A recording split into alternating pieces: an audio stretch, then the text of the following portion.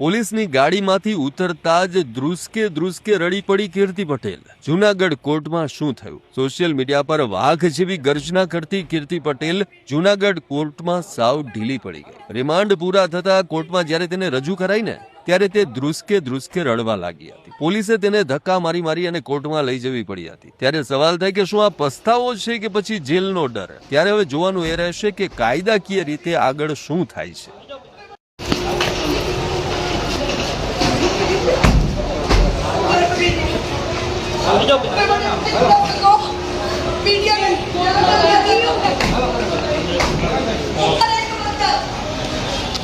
जय श्री राम। केवुं रह्युं दे भीखा दे।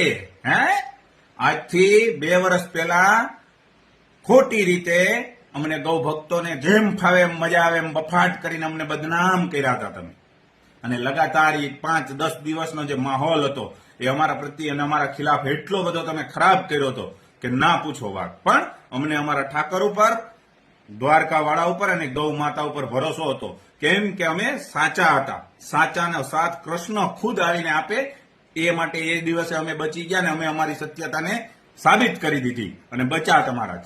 બાકી અને ગુજરાતમાં કોઈ તમને નહોતો પૂગી શકતો ને, પણ અમે તો તોય તમને પૂગ્યા હતા। હા, એ વાત એ પાકી।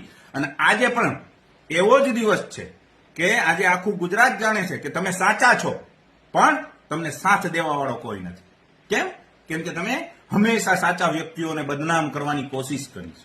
ના ડાઉટ તમે ઘણા સારા કામે કર્યા છે, હું એનું બિરદાવું સારા કર્યા એ કામને, પણ તમે એવી જ રીતે ઘણા કામ એવાય કર્યા છે કે જેમાં સાચા વ્યક્તિઓને તમે બદનામ સિવાય કઈ નથી કર્યું, અને એનું તમે આજે ભોગવો છો। કુદરતની લાઠીમાં અવાજ ના હોય, એ પડે ને પછવાડા ઉપર તો આવો જ અવાજ આવે જેવો આજે આવ્યો। સમજાણું? આજ હું હજી કહું છું કે તમે સાચા જ છો, પણ તમને સાથ દેવા વાળો કોઈ નથી અને કોઈ હશે પણ નહીં, કોઈ દઈ પણ ન શકે। તમે એવી જગ્યા પણ નથી રહેવા દીધી। નહીં તો અમે તો એ વ્યક્તિ છીએ કે દુશ્મન પણ હોય ને તો એ સાચો હોય ને તો એને સાચો જ કહીએ, ચાહે ભલે દુશ્મન હોય એને સાચો કહીએ। પણ તમે તો એટલી જગ્યા નથી રહેવા દીધી કે આજે અમારે તમારા પક્ષમાં ઊભું હોય ને તો ઊભવા જેટલી અમારી પાસે જગ્યા તમે નથી રહેવા દીધી, માટે તમે ભોગવશો। અને આટલામાંથી તમે સમજી જજો કે આ કુદરત છે, અહીંનું અહીંયા જ ભોગવવું પડે। એ સત્ય હોય ને એ ગમે એવું સત્ય હોય, પણ તમે કરેલા હોય ને એ તો ભોગવવા જ પડે। એટલે અત્યારે તમે ભોગવો છો, અને ફરી કદાચ પાછા બહાર આવો ને તો આપની વિનંતી કરીએ છીએ કે હવે સુધરીને આવજો, સત્યનો સાથ આપજો, મજા આવે એવી રીતે બફાટો કરવાનું રહેવા દેજો। રામ રામ।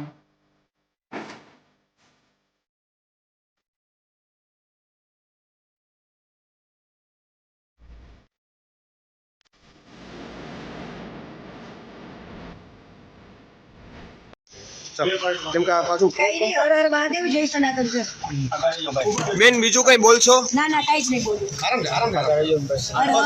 તમે બોલો। આપને જામીન મળ્યા છે, શું કહેશો? કઈ હર હર મહાદેવ કઈશ ખાલી। ઓકે ચાલો સાઈડ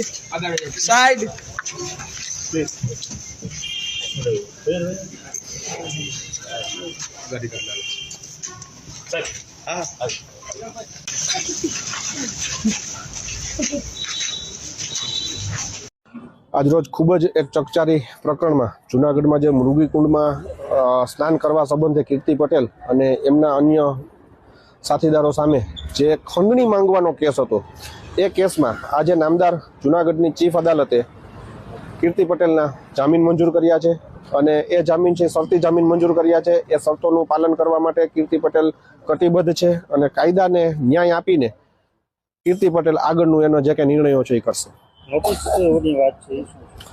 હા, એ નોટિસ એક ભવનાથ પોલીસ સ્ટેશનની છે, એક અન્ય ગુનામાં જે સાધુ સંતોની જે ફરિયાદ છે એ ફરિયાદ સંબંધે ભવનાથ પોલીસ કીર્તિ પટેલને પૂછપરછ માટે બોલાવવા માંગે છે, અને એ નોટિસનો હજી મેં અભ્યાસ નથી કર્યો। એ નોટિસનો અભ્યાસ કરીને પછી કાનૂની રીતે એ નોટિસ સંબંધે શું કરવું જોઈએ એ દિશામાં અમે આગળ વધશું।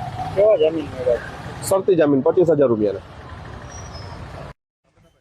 જે વિડીયો બનાવીને પોલીસને પડકારતી હતી એ કીર્તિ પટેલ આખરે પોલીસના સકંજામાં આવી ગઈ છે. સોશિયલ મીડિયામાં રોબ જમાવનારી કીર્તિ પટેલની દાદાગીરીનો અંત આવ્યો છે. જૂનાગઢ પોલીસે તેને પકડવામાં એક મોટી સફળતા હાંસલ કરી છે.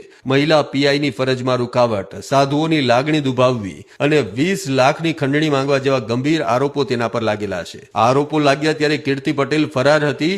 આમ છતાં તેણે વિડીયો બનાવવાના ચાલુ જ રાખ્યા હતા. પણ હવે તે પોલીસના સકંજામાં આવી ગઈ છે અને હવે કીર્તિ પટેલ સામે કાયદાકીય કાર્યવાહી કરાશે. કીર્તિ પટેલને લઈને પોલીસ જૂનાગઢ પહોંચી છે. કીર્તિ પટેલને સિવિલ હોસ્પિટલમાં લઈ જવાઈ. જૂનાગઢ પોલીસ સમગ્ર મામલે મીડિયાને દૂર રાખવામાં આવ્યું છે. ત્યારે મીડિયાને જોઈને પોલીસે ગાડી ભગાડી હતી. રાજસ્થાનથી ધરપકડ કરીને જૂનાગઢ કીર્તિ પટેલને લવાઈ છે.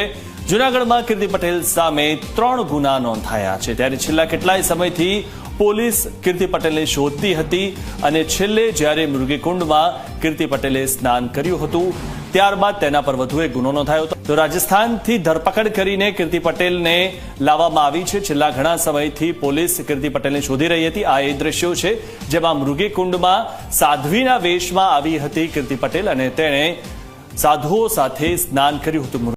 કરીએ હું તમને ડીપમાં થોડુંક આપી દઉં કે ઇન્દ્ર ભારતી બાપુ જુનાગઢ, પછી મહેન્દ્રગીરી બાપુ હોય કે પછી જુનાગઢના નામી અનામી કેટલા એવા સંતો હોય. જુનાગઢના નામી અનામી, ગુજરાતના નામી અનામી, સૌરાષ્ટ્રના નામી અનામી કેટલા ઘણા બધા નેતાઓ હોય છે. આની વચ્ચે 2026 ની અંદર મહાશિવરાત્રીનું આયોજન થયું હતું. વહીવટ બધો હતો સરકાર પાસે, બરોબર. આ કોઈ પાસે કોઈ પ્રકારનો વહીવટ નહોતો. સરકારે મહાશિવરાત્રીનું આયોજન કર્યું. પરંપરાગત રીતે ચાલી આવતા મુરગી કુંડની અંદર તમામ સાધુ સંતોએ પોતા સ્નાન કરી અને દુનિયાની અને ભારતની સુખાકારી માટે મહાદેવને પ્રાર્થના કરી.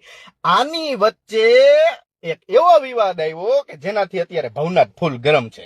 એની હું તમને માહિતી આપી દઉં તો ગિરનાર તળેટીનું વાતાવરણ અત્યારે બહુ તંગ છે. શું છે તો કે અમરગીરી બાપુના સનસનીખેજ આક્ષેપ પ્રમાણે સાધુ અમરગીરી બાપુએ ગિરનાર સાધુ મંડળના પ્રમુખ મહંત ઇન્દ્ર ભારતી બાપુ સામે અત્યંત ગંભીર આક્ષેપો કર્યા.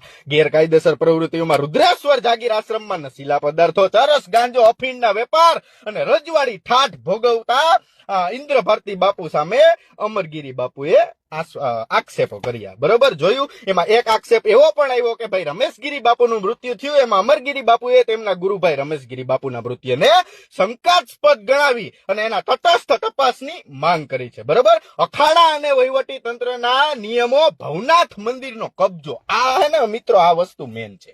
આજે કીર્તિ પટેલને એમ કે બધા બોયલા અને કીર્તિ પટેલે આમ કર્યું, કીર્તિએ સ્નાન કર્યું. ના, આવું બધું કોમન છે. આનાથી કઈ ફેર નથી પડવાનો. ફેર હે ને બીજી વાતથી પડવાનો છે. અને ઈ વાત શું છે?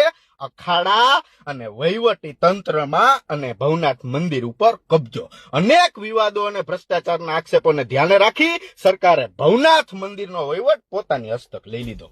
જે રીતના ભારતીય જનતા પાર્ટીમાં મેન્ડેટ પ્રથા ચાલુ થઈ એ જ રીતની અંદર ભવનાથ મંદિરનો વહીવટ એ સરકારે લઈ લીધો.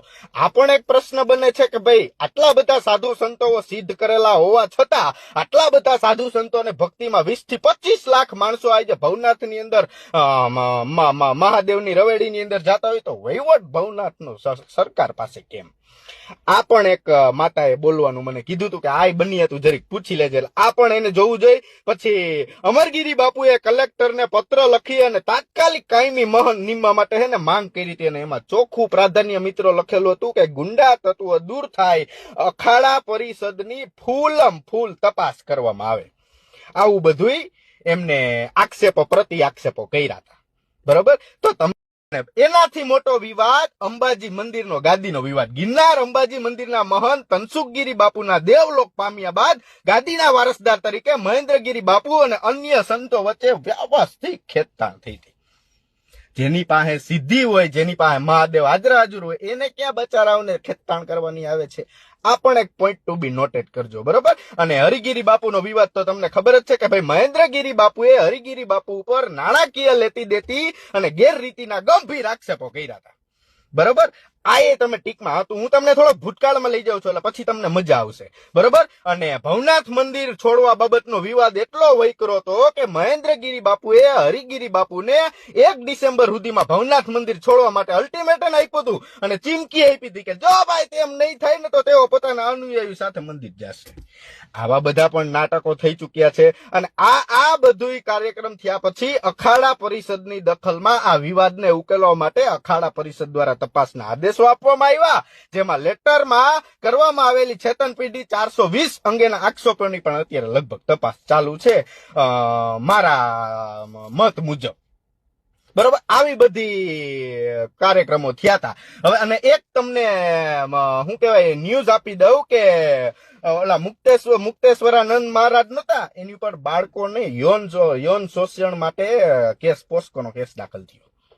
કોણ કે જેને માઘ સ્નાન વખતે નરેન્દ્ર મોદીને સરકારનો વિરોધ કર્યો હતો, યોગી સરકારનો વિરોધ કર્યો હતો, એની ઉપર પોસ્કોનો કેસ નાખી દીધો આવડે સરકારે. અને 2-3 બાળકોએ કોર્ટની અંદર જુબાની પણ આપી છે કે ભાઈ અમારી સાથે આવું થયું હતું. આ હું તમને શું કહેવાય સમાચાર આપી દઉં. હવે આપણે ચાલુ કરીએ. આશુતોષ બ્રહ્મચારીએ કોર્ટમાં 2 બાળકોને રજૂ કર્યા અને નિવેદનો આપ્યા અને પોસ્કોનો કેસ એક સનાતનના સાધુ વિરુદ્ધ દાખલ કરવામાં આવ્યો, બરોબર. આ એક છે જેને માર્ક્સનાન વચ્ચે લાંબી રકચક થઈ હતી અને સરકાર સામે પડ્યા હતા અને ખાસ યોગી આદિત્યનાથ સામે, સીએમ સામે, બરોબર. ઈ જ રીતે વારો આવ્યો હવે ગિરનારનો, બરોબર.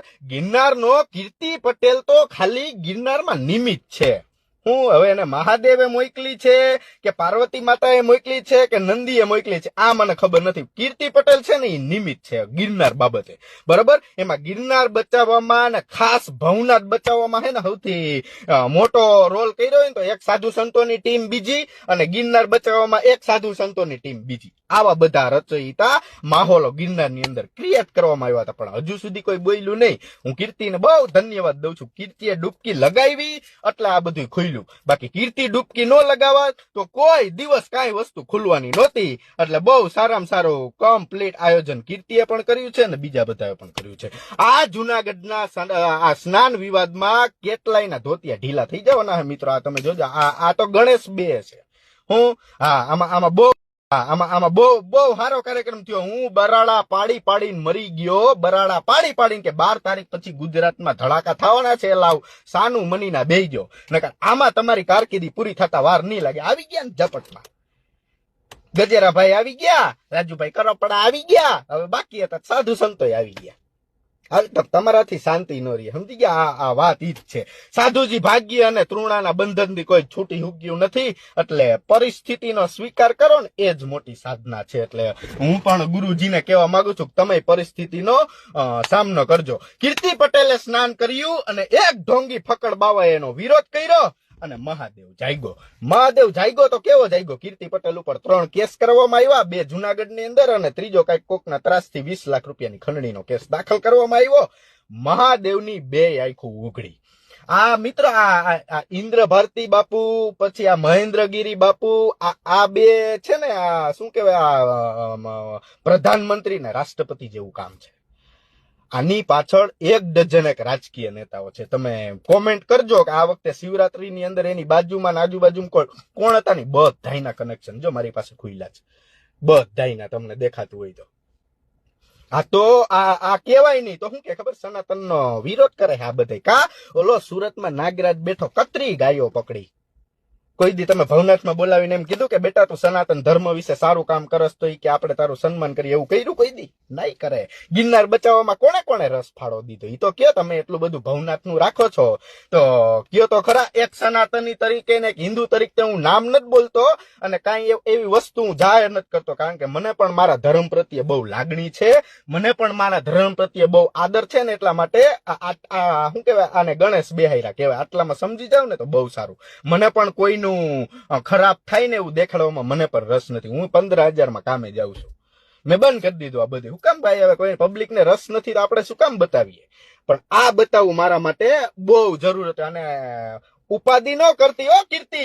હા, ડાબી બોલાઈને જમણી આવું, જમણી બોલાઈને ડાબી નો ઉભી રહું તો મને મારી માતા જોડું પહેરવાય ઉભી ન રહી. હા, નકર મારી માતાને લાજુ લાગી જાય. હા, અને બહુ ખોટું થઈ ગયું. 3 ફરિયાદ કરીને જે 12 નહોતું આવવાનું હવે કીર્તિ 12 પાડશે. હજી નહોતું બતાવવાનું ને આજે મારો કોઈ રોલ નથી અને માનનીય શ્રી પોલીસ સાહેબને હું વિનંતી કરું કે જો મેં ખંડણી બંડણી કઈ માંગતો નહીં, કોઈ પ્રકારનું કઈ કરતો જ નથી. આ તો હું જી ન્યૂઝ વાળાએ છાપ્યું છે હું એ જ બોલું છું. આ બારની કે કઈ ચંદ્રગ્રહ ઉપરથી વાત લાવતો જ નથી. બરોબર, કીર્તિ પટેલ નાવા આવી એટલે આ ઢોંગી બાવો ઓળખાણો, નકર અત્યાર સુધી ગુપ્ત રહેતા હતા. એના જે સેવકો રહ્યા ને 6-7 જણા સેવકો, એ પણ આમની પાછળ એ ઉદ્યોગકારોને